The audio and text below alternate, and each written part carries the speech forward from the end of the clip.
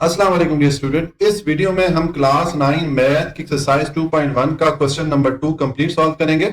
जबकि remaining questions के लिए मैंने अलहदा से वीडियोस बनाई हुई हैं, जिनके लिंक्स मैं इस वीडियो की डिस्क्रिप्शन में भी दे दूंगा। जबकि आपको इसी चैनल पर क्लास 9 मैथ के प्लेलिस्ट में भी ये सारी वीडियोस मिल जाएंगी।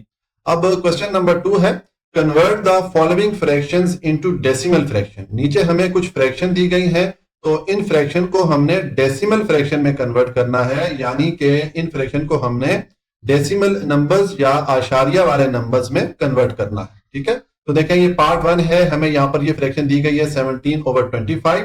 इसको हमने कन्वर्ट करना है डेसिमल फ्रैक्शन में। तो उसके लिए हम क्या करेंगे, ये जो ऊपर वाला नंबर है 17, इस पे आप डिवाइड करें 25 को। तो देखें ये मैंने लिखा 17 और इस पे मैं डिवाइड कर रहा हूँ 25 को। अब देखें 17 जो है 25 से छोटा है, तो हमें यहां पर इसके साथ एक जीरो ऐड करना पड़ेगा।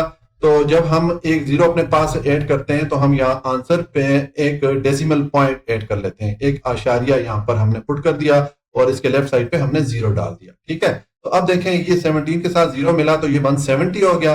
अब 170 पे 25 कितनी बार डिवाइड होता है? 6 टाइम डिवाइड होता है, क्योंकि देखें 25 को आप 6 से मल्टीप्लाई करें तो ये 150 हो जाता है। अगर 7 करेंगे तो ये 175 हो जाएगा, जो कि वैल्यू 170 से बढ़ जाएगी, इसलिए हमने 6 टाइम इसको डिवाइड किया।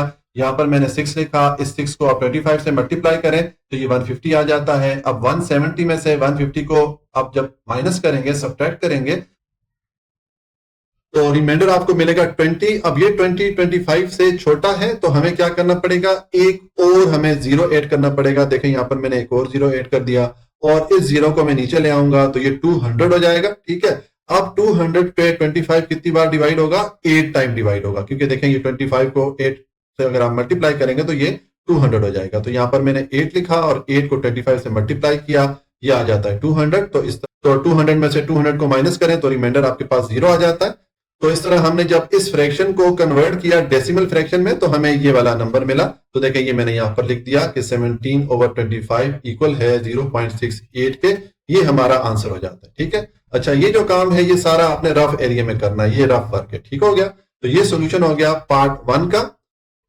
अब पार्ट 2 है, इसमें हमने कन्वर्ट करना है इस फ्रैक्शन को, यानी कि 19/4 को डेसिमल फ्रैक्शन में।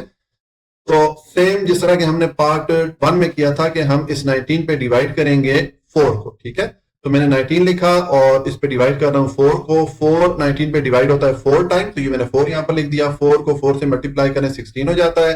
19 में से 16 को माइनस करें तो आपको रिमाइंडर मिलेगा 3। अब ये 3 इस 4 से छोटा है, तो हमें यहाँ पर एक जीरो ऐड करना पड़ेगा। तो जब हमें यहाँ पर हमने अपने पास से जीरो ऐड किया तो हमें आंसर में एक डेसिमल पॉइंट या आशारिया ऐड करना पड़ेगा। तो मैंने 4 के बाद यहाँ पर एक डेसिमल पॉइंट ऐड कर दिया। अब ये जो हमने जीरो ऐड किया था, इस जीरो को हम नीचे लेके आएंगे तो ये 3 जो है ये 30 हो जाएगा। अब 30 पे 4 डिवाइड होगा 7 टाइम। ठीक है, 7 को 4 से मल्टीप्लाई करें 28 हो जाता है। तो 30 में से 28 को माइनस करेंगे, रिमाइंडर आ जाएगा 2। अब ये 2 अगेन इस 4 से छोटा है, तो हमें एक और जीरो ऐड करना पड़ेगा। ये देखिए ये मैंने जीरो ऐड कर दिया और इस जीरो को मैं नीचे ले आया हूं तो ये 20 हो गया। अब 20 पे 4 डिवाइड होगा 5 टाइम, तो ये देखिए मैंने 5 लिखा। 5 को 4 से मल्टीप्लाई करें 20 हो जाता है। तो 20 माइनस 20 रिमाइंडर 0 आ गया। और हमने जब इस फ्रैक्शन को कन्वर्ट किया डेसिमल फ्रैक्शन में तो हमें ये 4.75 ये नंबर मिला। तो यहां पर मैंने लिख दिया कि 19/4 इक्वल है 4.75 के। तो ये सोल्यूशन हो जाता है पार्ट 2 का। अच्छा जी, अब पार्ट 3 है, हमें ये फ्रैक्शन दी गई है तो इसको हमने कन्वर्ट करना है डेसिमल फ्रैक्शन में, यानी कि आशारिया वाले नंबर में इसको हमने कन्वर्ट करना है। तो सेम जिस तरह के पिछले 2 पार्ट्स मैंने आपको बताया है कि उसके लिए हम ये जो ऊपर वाला नंबर है जो न्यूमरेटर कहलाता है, इस पे हम डिवाइड करेंगे नीचे वाले नंबर यानी कि डिनोमिनेटर को। तो देखें ये मैंने 57 लिखा और इस पे डिवाइड कर रहा हूं 8 को। अब 8 57 पे डिवाइड होता है 7 टाइम, तो ये मैंने 7 लिखा। 7 को 8 से मल्टीप्लाई करें 56 हो जाता है। 57 में से 56 को माइनस करें तो रिमाइंडर आएगा 1। अब ये 1 इस 8 से छोटा है, तो हमें यहाँ पर एक जीरो ऐड करना पड़ेगा। तो जब भी हम अपने पास से एक जीरो ऐड करते हैं तो हमें आंसर में एक डेसिमल पॉइंट ऐड करना पड़ता है। तो देखें ये 7 के बाद मैंने एक डेसिमल पॉइंट या आशारिया ऐड कर दिया। अब ये जो जीरो मैंने ऐड किया था, इस जीरो को आप नीचे ले आए तो ये 1 के साथ मिलकर 10 हो जाएगा। अब 10 पे 8 डिवाइड होता है 1 टाइम। ठीक है, तो इस 1 को आप 8 से मल्टीप्लाई करें तो 8 आ जाएगा। 10 में से 8 को माइनस करें तो रिमाइंडर 2 आ जाता है। ठीक है। अब ये 2 जो है अगेन इस 8 से छोटा है, तो हमें यहाँ पर एक और 0 ऐड करना पड़ा, और इस 0 को मैं नीचे लेके आऊंगा, 2 के साथ 0 मिलेगा तो 20 हो जाएगा। अब 20 पे 8 डिवाइड होगा 2 टाइम, 2 को आप इस 8 से मल्टीप्लाई करें 16 हो जाता है। अब 20 में से 16 को माइनस करें तो रिमाइंडर 4 आ गया, ठीक है। अब ये 4 अगेन इस 8 से छोटा है, तो मुझे एक और 0 ऐड करना पड़ेगा, और इस 0 को मैं नीचे लेके आऊंगा, ये 4 के साथ 0 मिला तो 40 हो गया। अब 40 पे 8 डिवाइड होगा 5 टाइम, 5 को 8 से मल्टीप्लाई करें 40 हो जाता है। तो ये देखें, आप 40 में से 40 को माइनस करें, रिमाइंडर 0 आ जाएगा। तो इस तरह जब हमने इस नंबर को कन्वर्ट किया डेसिमल फ्रैक्शन में, तो हमें ये वाला नंबर मिला। तो ये मैंने यहां पर आंसर लिख दिया कि 57/8 इक्वल है 7.125 के। तो ये हमारा सॉल्यूशन हो जाता है पार्ट 3 का, ठीक है। अच्छा जी, अब पार्ट 4 है, हमें ये फ्रैक्शन दी गई है, इसको हमने कन्वर्ट करना है डेसिमल फ्रैक्शन में। तो सेम जिस तरह के पिछले पार्ट्स में बताता रहा हूं, उसके लिए हमें ये करना पड़ेगा कि जो ऊपर वाला नंबर है जिसको डिनोमिनेटर बोलते हैं, इस पे हमें डिवाइड करना पड़ेगा इस नीचे वाले नंबर यानी कि न्यूमिनेटर को। तो देखिए, ये मैंने 205 लिखा और इस पे मैं डिवाइड कर रहा हूं 18 को। अब 18 205 पे डिवाइड होगा 11 टाइम, ठीक है, क्योंकि ये देखें 11 को आप 18 से मल्टीप्लाई करें तो ये 198 हो जाता है, ठीक है। अगर हम 12 टाइम करेंगे तो ये वैल्यू 205 से बढ़ जाती है, ठीक है, इसलिए मैंने 11 टाइम इसको डिवाइड किया। तो अब आप यहां पर मैंने 11 लिखा, 11 को 18 से मल्टीप्लाई किया तो ये 198 मिला। अब 205 में से 198 को माइनस करें तो रिमाइंडर 7 आएगा। ये 7 18 से छोटा है, तो हमें यहाँ पर एक 0 ऐड करना पड़ेगा। तो जिस तरह आपको मैं पिछले पार्ट में बताता रहा हूं कि जब भी हम अपने पास से एक 0 ऐड करेंगे, हम आंसर में एक डेसिमल पॉइंट या आशारिया ऐड कर देंगे। तो ये 11 के बाद मैंने एक डेसिमल पॉइंट ऐड कर दिया। अब इस 0 को आप नीचे लेके आए तो 7 के साथ ये 0 मिलकर 70 हो जाएगा। 70 पे 18 डिवाइड होता है 3 टाइम, तो 3 को आप 18 से मल्टीप्लाई करें 54 आ जाता है। अब 70 में से 54 को माइनस करें तो रिमाइंडर 16 आ गया। ये 16 इस 18 से छोटा है, तो मैंने एक और 0 ऐड किया और इस 0 को मैं नीचे लेके आया हूं, तो ये 160 हो गया। 160 पे 18 डिवाइड होगा 8 टाइम, ठीक है। तो देखें, ये अगर आप 18 को 8 से मल्टीप्लाई करें 144 आ जाता है, जो कि इस 160 के करीब है। अगर हम 9 टाइम करेंगे तो ये वैल्यू बढ़ जाती है 160 से, ठीक है। इसलिए मैंने 8 टाइम डिवाइड किया, यहां पर मैंने 8 लिखा। इस 8 को 18 से मल्टीप्लाई करें तो ये 144 आ जाता है। अब आप 160 में से 144 को माइनस करें, रिमाइंडर आ जाएगा 16। अब ये जो 16 है ये इस 18 से छोटा है, तो हमें यहाँ पर एक और 0 ऐड करना पड़ेगा और इस 0 को हम नीचे ले आएंगे। तो अब ये 16 के साथ 0 मिलकर 160 हो गया। अगेन देखें, सेम ही वाली फिगर बन गई है 160। अब 160 पे 8 टाइम आप डिवाइड करें 18 को तो 144 ही आ जाएगा, जिस तरह के यहाँ पर आया था। और आप जब माइनस करेंगे रिमाइंडर आपको 16 मिलेगा, ठीक है। देखें 16 आ गया। तो अगेन हमें एक 0 ऐड करना पड़ेगा, क्योंकि 16 जो है वो छोटा है 18 से। तो हमने ये 0 ऐड किया और इस 0 को मैं नीचे ले आया, तो ये 160 हो गया। अगेन मैंने सेम स्टेप रिपीट किया, इसको मैंने 8 टाइम डिवाइड किया। 8 को 18 से मल्टीप्लाई करें तो ये 144 हो जाता है, ठीक है। 144 को आप 160 में से माइनस करेंगे तो रिमाइंडर 16 आ जाएगा, ठीक है। 16 अगेन 18 से छोटा है, तो हमें एक और 0 यहाँ पर मैंने ये ऐड किया और इस 0 को मैं नीचे ले आया हूँ, तो अगेन ये 160 हो गया। अब इसको फिर आप जो है 8 टाइम ही डिवाइड करेंगे, 8 को इस 18 से मल्टीप्लाई करें तो ये 144 आ जाता है। सेम जिस तरह के यहाँ पर हमारे पास ये फिगर्स आई थी, ठीक है, वही चीज रिपीट हो रही है। अब आप 160 में से 144 को माइनस कर दें तो रिमाइंडर आ गया 16। तो हम यहाँ पर स्टॉप कर देंगे, ये हमारे पास डेसिमल फ्रैक्शन आ गई, ठीक है। यहाँ पर हम स्टॉप कर देंगे और ये मैं आंसर यहाँ पर लिखूंगा। देखें, ये जब हमने इस फ्रैक्शन को कन्वर्ट किया डेसिमल फ्रैक्शन में, तो हमें ये वाला नंबर मिला। अब हमारा जो बुक में आंसर है वो ये डेसिमल पॉइंट के बाद 4 डिजिट तक राउंड ऑफ किया गया है, ठीक है। तो मैं भी इसको राउंड ऑफ कर लेता हूं। तो अब इसको हमने 4 डिजिट तक राउंड ऑफ करना है। इसका मतलब है कि जो लास्ट वाला 8 है इसको हमने ड्रॉप करना है, ठीक है। तो इसको जब मैं रिमूव करूंगा, इसको मैं ड्रॉप करूंगा, तो देखें इसकी वैल्यू 5 से बड़ी है। तो जब भी हम जो डिजिट ड्रॉप करते होते हैं उसकी वैल्यू 5 या 5 से बड़ी हो, तो उसके जो लेफ्ट साइड पे जो डिजिट है उसमें हम 1 8 कर लेते हैं। तो इस 8 को हम 9 कर लेंगे और इस 8 को मैंने ड्रॉप कर दिया। तो इस तरह ये हमारा जो आंसर है ये डेसिमल पॉइंट के बाद 4 डिजिट तक आ गया, ठीक है। यही आंसर आपके बुक में भी लिखा हुआ है, ठीक है। तो इस तरह हमने इस फ्रैक्शन को जब कन्वर्ट किया डेसिमल फ्रैक्शन में तो हमें ये आंसर मिला। तो ये सोल्यूशन हो जाता है पार्ट 4 का, ठीक है। अच्छा जी, अब पार्ट 5 है, हमें ये फ्रैक्शन दी गई है 5/8। इसको हमने कन्वर्ट करना है डेसिमल फ्रैक्शन में। तो सेम जिस तरह कि आपको मैं पिछले पार्ट में बताता रहा हूं कि उसके लिए हम क्या करेंगे, ये जो ऊपर वाला नंबर है जिसको न्यूमरेटर बोलते हैं, इस पे हम डिवाइड करेंगे नीचे वाले नंबर यानी कि डिनोमिनेटर को। तो देखें ये मैंने 5 लिखा, इस पे मैं डिवाइड कर रहा हूँ 8 को। तो अब देखें ये 5 8 से छोटा है तो हमें इस 5 के साथ एक 0 ऐड करना पड़ेगा। तो जिस तरह के मैं आपको पिछले पार्ट में बताता रहा हूं कि जब भी हम अपने पास से 0 ऐड करेंगे तो हम आंसर में डेसिमल पॉइंट ऐड कर लेंगे, या आशारिया हम एक ऐड कर लेंगे। तो देखिए ये मैंने डेसिमल पॉइंट ऐड किया, उसके लेफ्ट साइड में मैंने 0 लिख दिया, ठीक है। अब यहाँ पर 5 के साथ जब हमने 0 ऐड किया तो ये 50 हो गया। अब 50 पे 8 डिवाइड करें तो ये 6 टाइम डिवाइड होता है। तो 6 को आप 8 से मल्टीप्लाई करें 48 हो जाता है। 50 में से 48 को माइनस करें, रिमाइंडर 2 आ जाएगा।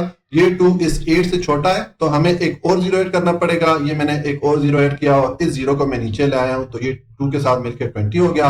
अब इस पे आप डिवाइड करें 8 को तो ये 2 टाइम डिवाइड होता है। तो देखिए मैंने ये 2 लिखा, इस 2 को आप 8 से मल्टीप्लाई करें तो 16 हो जाता है। अब 20 में से 16 को माइनस करें, रिमाइंडर 4 आ जाएगा। ये 4 अगेन इस 8 से छोटा है तो हमें एक और 0 ऐड करना पड़ेगा। तो देखिए ये मैंने एक और 0 ऐड कर लिया और इस 0 को मैं नीचे ले आऊंगा तो 4 के साथ ये 0 मिलके 40 हो जाएगा। अब 40 पे 8 डिवाइड होता है 5 टाइम। तो ये मैंने 5 लिखा, 5 को 8 से मल्टीप्लाई करें 40 हो जाता है। तो 40 माइनस 40 रिमाइंडर 0 आ गया। इसका मतलब है कि इस फ्रैक्शन को जब हमने डेसिमल फ्रैक्शन में कन्वर्ट किया तो हमें ये वाला नंबर मिला। तो ये मैंने इसका आंसर लिख दिया कि 5/8 इस फ्रैक्शन को हमने कन्वर्ट कर दिया डेसिमल फ्रैक्शन में, तो हमें ये आंसर मिला 0.625।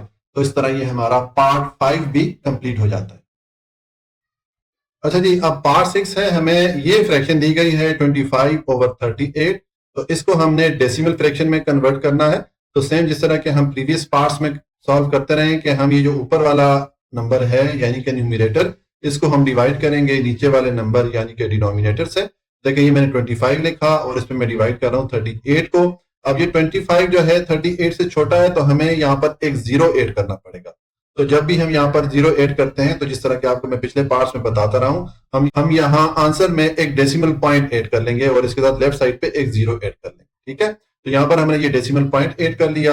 अब यहाँ पर जब हमने 25 के साथ 0 ऐड किया तो ये 250 हो गया। अब 250 पे 38 को डिवाइड करें तो ये 6 टाइम डिवाइड होता है, क्योंकि ये देखें 38 को अगर आप 6 से मल्टीप्लाई करें तो 228 आ जाता है, क्योंकि इस 250 के करीब वैल्यू बनती है।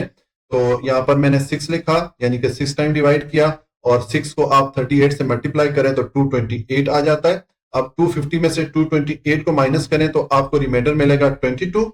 अब ये 22 अगेन इस 38 से छोटा है तो हमें एक और 0 यहाँ पर ऐड करना पड़ेगा और इस 0 को मैं नीचे ले आऊंगा। नीचे जब मैं लेके आया हूं तो ये 22 के साथ मिलकर 220 हो गया। अब 220 पे 38 डिवाइड होगा 5 टाइम। ये देखें 38 को अगर आप 5 से मल्टीप्लाई करें तो 190 हो जाता है, ठीक है। अच्छा, ये सारा जो है ये रफ एरिया में आपने ये वाला काम करना है, ठीक है। ये सारा रफ वर्क है। तो ये 5 को आप 38 से मल्टीप्लाई करें 190 हो जाता है। इसका मतलब है कि हम 5 टाइम डिवाइड करेंगे। यहाँ पर मैंने 5 लिखा, 5 को 38 से मल्टीप्लाई किया तो ये 190 आ गया। अब 220 में से 190 को आप माइनस करें तो रिमाइंडर आ जाता है 30। अब ये 30 अगेन इस 38 से छोटा है तो हमें एक और यहाँ पर 0 ऐड करना पड़ेगा और इस 0 को मैं यहाँ पर नीचे ले आया हूं तो ये 300 हो गया। अब 300 पे 38 कितनी बार डिवाइड होगा? 7 टाइम डिवाइड होगा, क्योंकि देखें ये 38 को 7 से मल्टीप्लाई करें 266 आ जाता है, ठीक है। यानी कि 300 के करीब वैल्यू आ जाती है। अगर हम यहाँ पर 8 टाइम करेंगे तो ये वैल्यू बढ़ जाएगी। तो हमने यहाँ पर 7 टाइम डिवाइड किया, इस 7 को 38 से मल्टीप्लाई किया तो 266 आ गया। अब 300 में से 266 को माइनस करें तो रिमाइंडर आ जाता है 34। ये 34 इस 38 से छोटा है तो हमें एक और 0 ऐड करना पड़ेगा और इस 0 को हम यहाँ पर नीचे लेके आएंगे। 34 के साथ 0 मिलेगा तो 340 हो जाएगा। अब 340 पे 38 कितनी बार डिवाइड होगा? 8 टाइम डिवाइड होगा, क्योंकि देखेंगे अगर आप 38 को 8 से मल्टीप्लाई करें तो 304 बन जाता है, ठीक है। यानी कि हम इसको 8 टाइम डिवाइड करेंगे, क्योंकि अगर हम 9 टाइम डिवाइड करेंगे तो 38 को अगर 9 से मल्टीप्लाई करें तो फिर वो वैल्यू 340 से बढ़ जाती है, इसलिए हमने 8 टाइम डिवाइड किया। यहाँ पर मैंने 8 लिखा, 8 को 38 से मल्टीप्लाई करें तो 304 आ जाता है, ठीक है। अब ये 304 को माइनस करें 340 में से तो रिमाइंडर 36 आ जाता है। अब ये जो 36 है ये अगेन देखें इस 38 से छोटा है तो हमें एक और 0 ऐड करना पड़ेगा और इस 0 को मैं नीचे ले आया हूं तो ये 36 के साथ मैंने इसको ऐड कर दिया तो ये 360 हो गया। अब 360 पे डिवाइड होगा 38 कितनी बार? ये 9 टाइम डिवाइड होता है, क्योंकि ये देखें 38 को 9 से मल्टीप्लाई करें 340 आ जाता है, यानी कि 360 के करीब वैल्यू आ जाती है। तो हम कितनी बार डिवाइड करेंगे? 9 टाइम डिवाइड करेंगे। ये मैंने 9 लिखा, 9 को 38 से मल्टीप्लाई करेंगे तो आपको वैल्यू मिलेगी 342। अब आप 360 में से 342 को माइनस करेंगे तो रिमाइंडर आ जाएगा 18। तो हम यहां पर स्टॉप कर देंगे, ठीक है। अच्छा, अगेन मैं आपको बता दूं कि ये जितना भी काम है ये वाला, ये सारा आपने रफ एरिया में करना है क्योंकि ये रफ वर्क है, ठीक है। तो इस तरह हमारे पास जो आंसर आ रहा है वो ये वाला आ गया, ठीक है। तो ये वाला आंसर मैंने यहां पर लिख दिया कि ये हमने जब इस फ्रैक्शन को कन्वर्ट किया डेसिमल फ्रैक्शन में तो हमें ये वाला आंसर मिला। अब नॉर्मली हमें ये करना चाहिए था कि हमें इस डेसिमल फ्रैक्शन को राउंड ऑफ करना चाहिए था, जैसे कि पीछे हमने एक पार्ट में किया है, लेकिन आपके बुक में यहां तक आंसर लिख के उसको छोड़ दिया गया है, तो मैं भी इसको एज इट इज लिख के छोड़ रहा हूं, मैं इसको राउंड ऑफ नहीं कर रहा हूं, ठीक है, ताकि हमारा आंसर बुक के आंसर के साथ मैच हो सके। तो इस तरह ये हमारा जो क्वेश्चन नंबर 2 है वो कंप्लीट हो जाता है।